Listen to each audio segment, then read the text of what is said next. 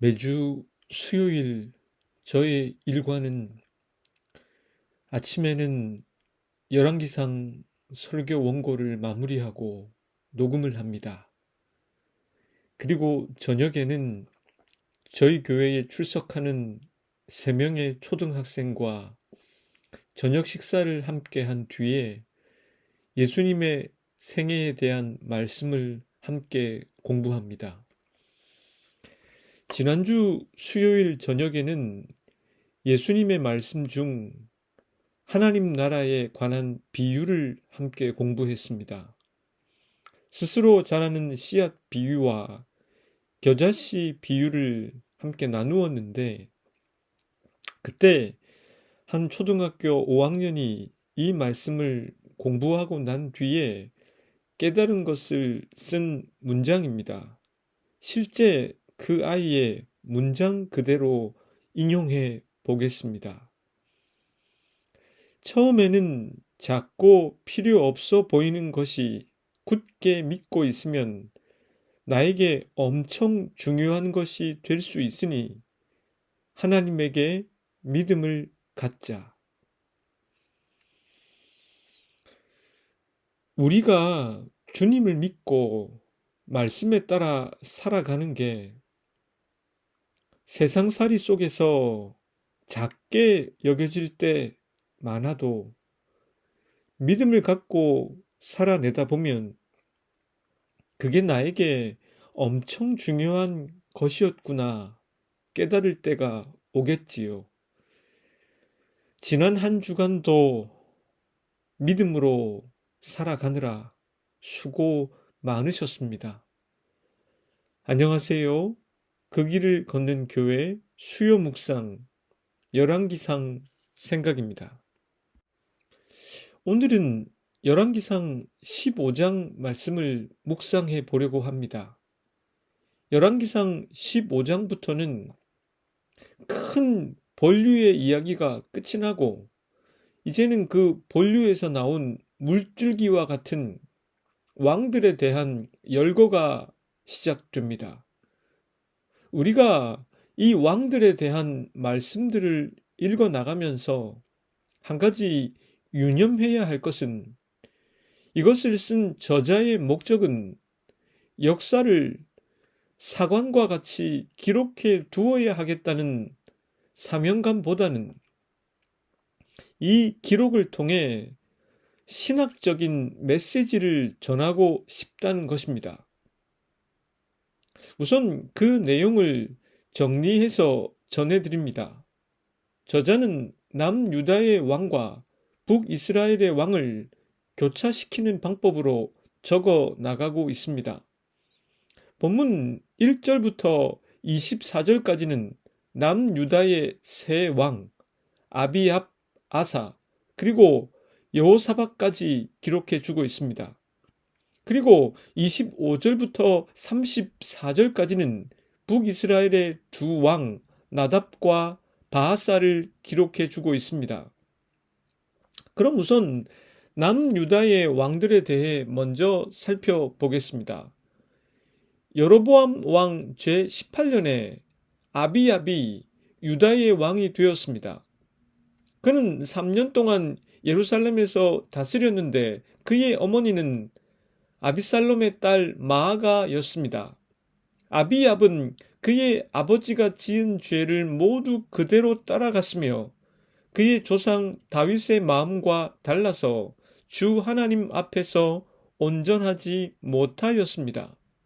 그러나 하나님께서는 다윗을 생각하셔서 예루살렘에 한 등불을 주시고 그의 뒤를 이을 아들을 세워주셔서 예루살렘을 굳게 세워주셨습니다. 다윗은 주님께서 보시기에 올바르게 살았고 햇사람 우리아의 사건 말고는 그 생애 동안에 주님의 명령을 어긴 일이 없었습니다. 여로보암과 르호보암 사이에는 늘 전쟁이 있었는데 아비압과 여로보암 사이에도 전쟁이 있었습니다. 아비압의 남은 사적과 그가 행한 모든 일은 유다왕 역대 지략에 기록되어 있습니다.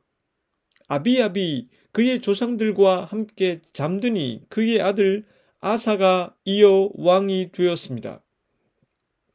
북이스라엘 여로보암 왕 제20년에 아사가 유다의 왕이 되었습니다. 그는 41년 동안 예루살렘에서 통치했는데 그의 할머니는 마아가였습니다. 아사는 그의 조상 다윗과 같이 주님께서 보시기에 바른 일을 하였습니다. 그는 전국에서 남창들을 소멸하고 그의 선왕들이 만든 우상들을 없애버렸습니다. 왕은 할머니 마아가가 아세라 여신에게 바치는 음탕한 것을 지니고 있다 해서 대비의 자리에서 물러나게 했습니다. 아사는 그것을 토막내어 기드론 시냇가에 불살랐습니다. 산당은 그대로 보존되었지만 그러나 아사는 일생 동안 여호와께 한결같이 신실했습니다. 그는 자기의 부친과 자기 자신이 거룩하게 바친 각종 금은 집기들을 여호와의 전에 바쳤습니다. 아사가 사는 날 동안에 북이스라엘의 왕은 바하사였는데 그들 사이에는 계속 전쟁이 있었습니다. 이스라엘 왕 바하사는 유다를 침략했는데 라마성을 튼튼하게 하여 어느 누구도 유다 왕 아사를 왕래하지 못하게 고립시키려 하였습니다. 그러자 아사는 주님의 성전 창고와 왕실 창고에 남아있는 모든 금, 은을 모아 그의 신하들의 손에 들려 다마스쿠스에 있는 시리아의 헤시온 왕의 아들인 벳하닷에게 보내면서 이렇게 말했습니다. 나의 아버지와 그대의 아버지가 서로 동맹을 맺은 것 같이 나와 그대도 서로 동맹을 맺읍시다. 그대에게 은과 금을 선물로 보냅니다.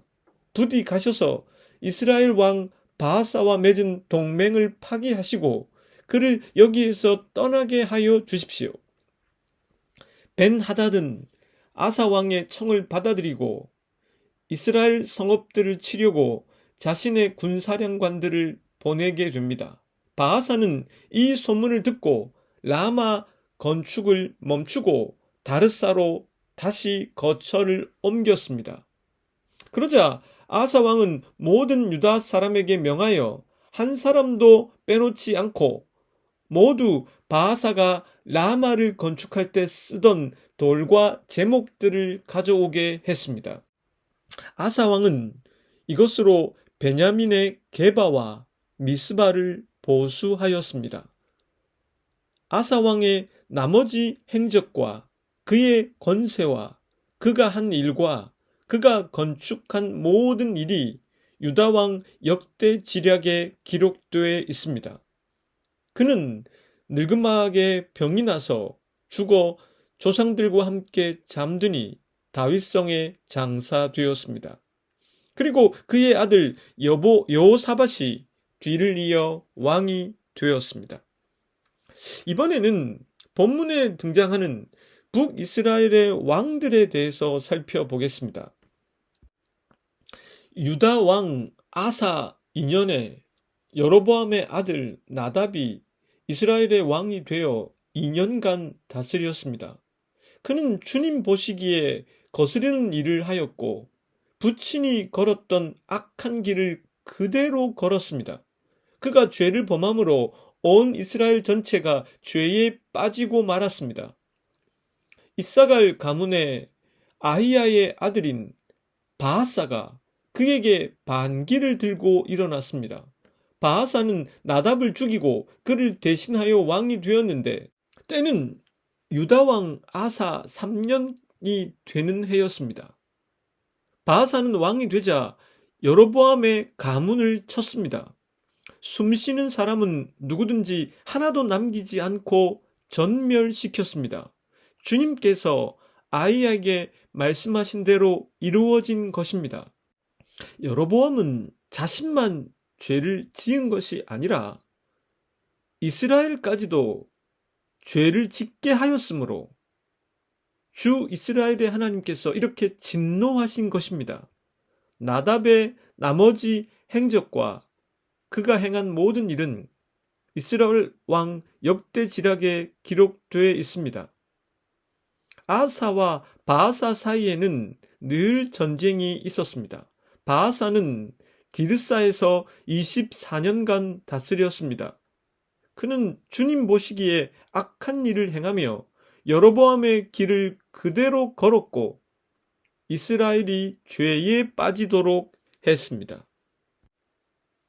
본문의 내용을 다시 한번 요약해 보면 남유다 쪽은 르호보암이 죽고 나서 아비암이 3년간 통치했는데 그는 하나님 보시기에 악한 왕이었으며 그 다음으로 아사가 41년간 통치했는데 그는 하나님 보시기에 다윗의 길을 따르는 선한 왕이었습니다.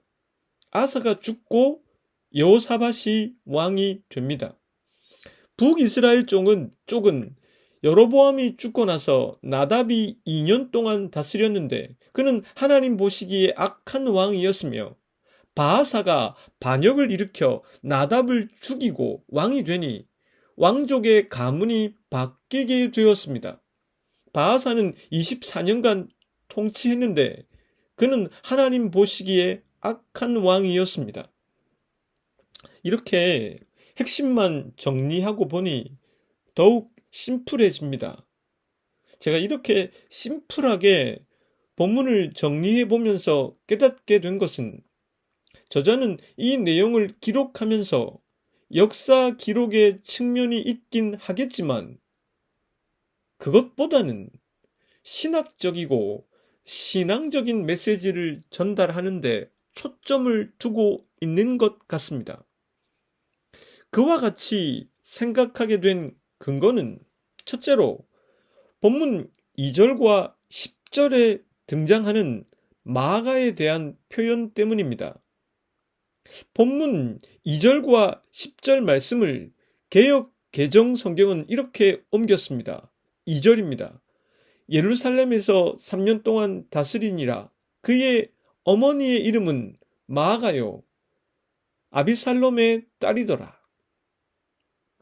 그리고 10절 말씀, 예루살렘에서 41년 동안 다스리니라. 그의 어머니의 이름은 마아가라 아비살롬의 딸이더라. 이것은 개역 개정으로만 성경을 읽는 사람은 고개가 갸우뚱해지는 부분입니다. 2절에 나오는 것은 아비압에 대한 얘기이고 10절은 아사에 대한 얘기인데 그렇다면 아비압의 어머니가 마아가인데 그리고 또 왜 10절에는 아사의 어머니가 마아가라고 기록되어 있는가 하는 문제입니다. 그래서 저는 앞서 본문의 내용을 소개할 때 10절에 나오는 마아가를 할머니라고 옮겼습니다. 이것은 공동 번역과 영어 성경인 CEV 버전을 근거로 한 것입니다. 10절 말씀을 공동 번역은 이렇게 옮겼습니다. 예루살렘에서 41년간을 다스렸다. 그의 할머니는 압살롬의 딸인 마아가였다. 그리고 CEV 버전에서도 아사의 할머니, 즉 his grandmother이라고 옮겼습니다. 그렇다면 왜 개역 개정은 어머니라고 옮겼을까요? 원어를 찾아보면 히브리어 원문에서도 어머니를 뜻하는 히브리어 임모를 사용하고 있음을 알 수 있습니다. 그러니까 개역 개정은 신학적인 해석을 가지고 번역한 게 아니라 히브리어 임모를 그대로 어머니로 옮긴 것입니다. 그렇다면 왜 히브리어 원문에도 어머니라고 적혀 있을까 하는 질문을 제기할 수밖에 없습니다. 신학자들은 이것을 이해하기 위해 아마도 마아가가 태후의 권세를 누렸으며 그의 영향력이 막강했기 때문에 이렇게 기록한 것이 아닐까 추측하기도 합니다. 아니면 아사의 어머니는 일찍 죽어 그의 할머니 마아가가 어머니처럼 그를 키웠기 때문에 그렇게 기록한 것일 수도 있다고 봅니다. 어느 쪽이든 한 가지 확실한 것은 이 성경을 기록한 저자는 역사적 기록에 있어서 정확성에 초점을 맞추고 있지는 않다는 것입니다. 만약에 이 내용이 유일무이한 역사의 기록이라면 그렇게 기록하지 않았을 것입니다. 저자가 수차례 반복한 것처럼 역사에 대한 기록은 역대지략에 기록되어 있을 것입니다. 그러므로 저자는 사실로서의 역사를 기록하려고 한 게 아니라 자신이 전하고자 하는 메시지를 위한 역사를 기록하고 있다고 볼 수 있습니다. 제가 그렇게 생각한 또 둘째 근거는 남쪽의 왕들과 북쪽의 왕들의 기준으로 삼은 게 각각 다윗과 여로보암임을 통해서 알 수 있습니다. 남유다의 왕들에 대한 기준은 바로 다윗입니다. 아비암과 아사를 기록할 때 저자가 기준으로 삼은 건 다윗입니다. 아비압은 다윗의 기준에 미치지 못한 사람이었습니다. 본문 3절입니다.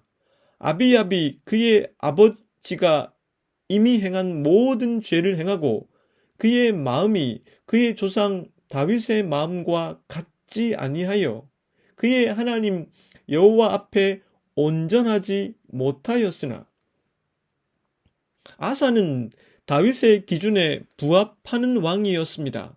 본문 11절 말씀입니다.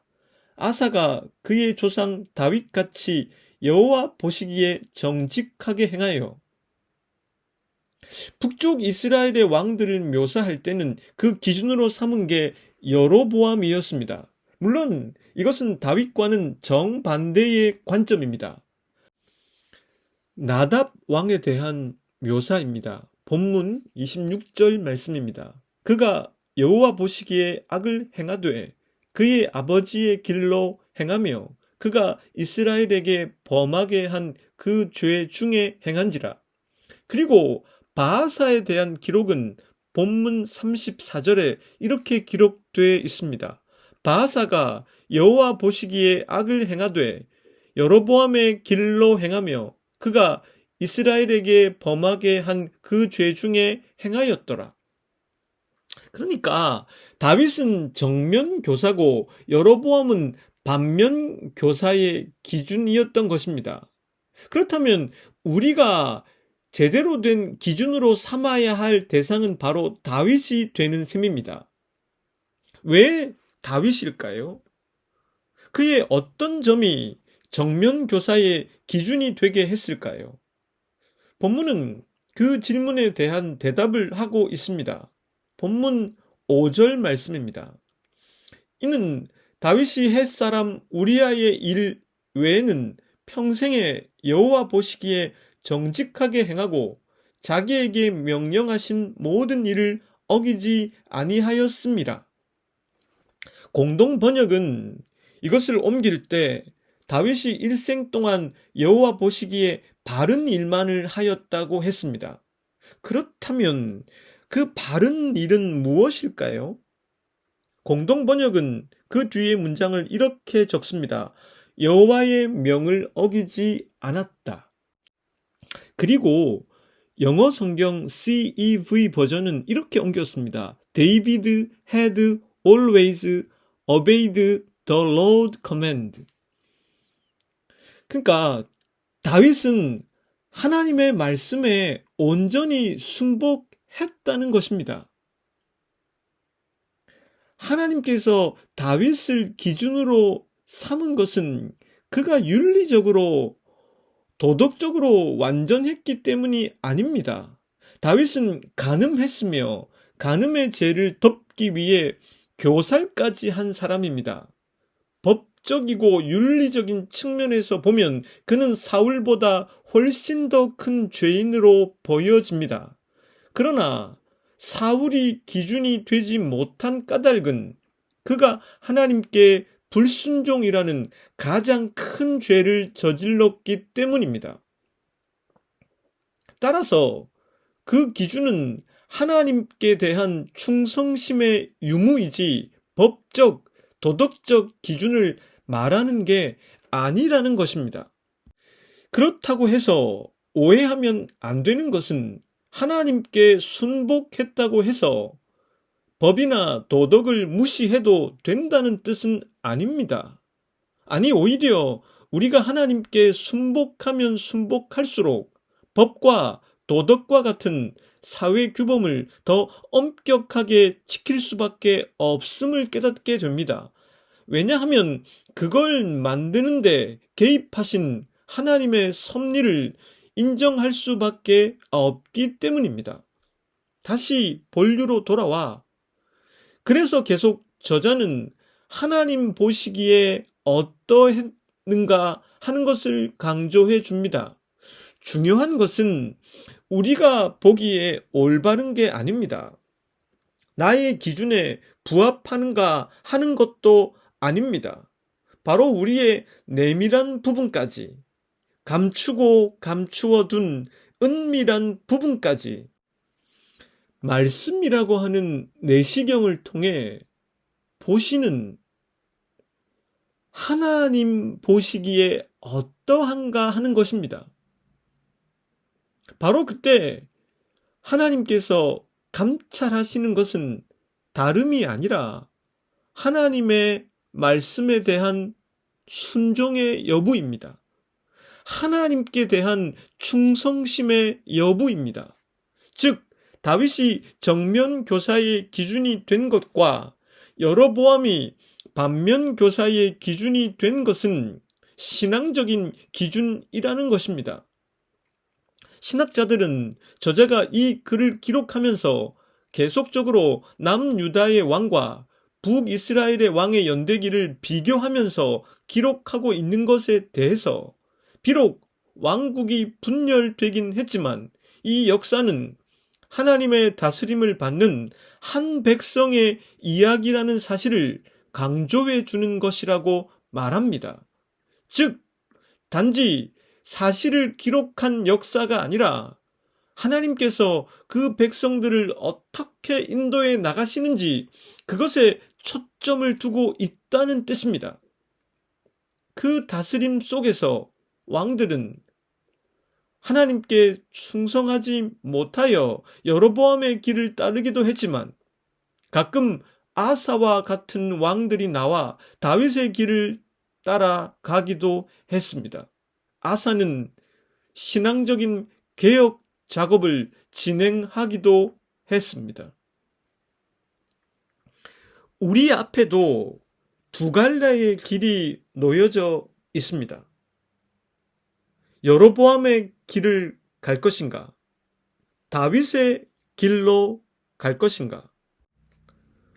우리도 제2, 제3의 아사가 되어야 할 것입니다.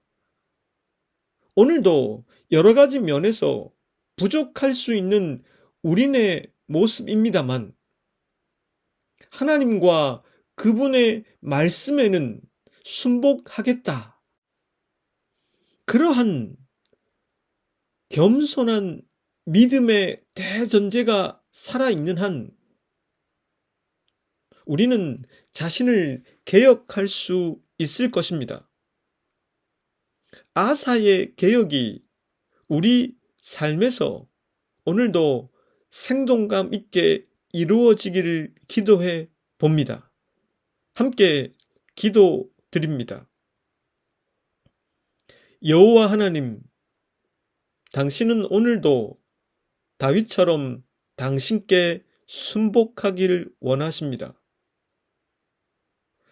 당신 보시기에 저희가 하나님을 향한 겸손한 충성을 바치길 원하십니다.